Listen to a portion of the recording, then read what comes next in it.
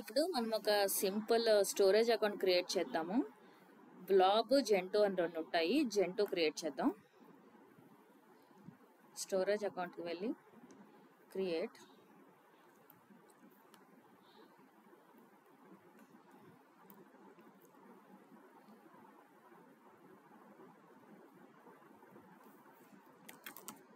Test gentoo 3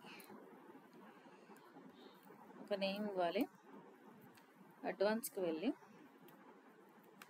ఇక్కడ enable hierarchical name space select చేస్తే ఇది జెంటో, ఒకవేళ ఇది డిజేబుల్ చేస్తే ఇది బ్లాబ్. అంతే difference. Review and create.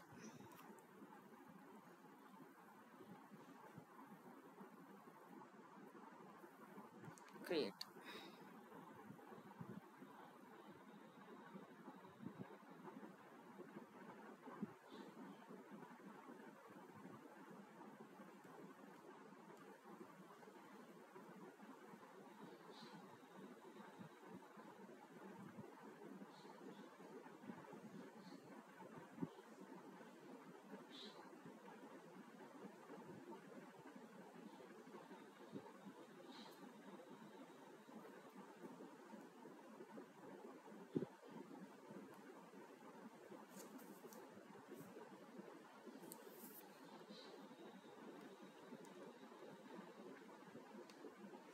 So create అయిపోయింది.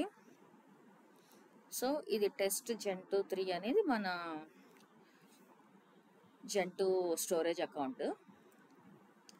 ఇదిగోండి, ఇది మన స్టోరేజ్ అకౌంట్. ఓకే.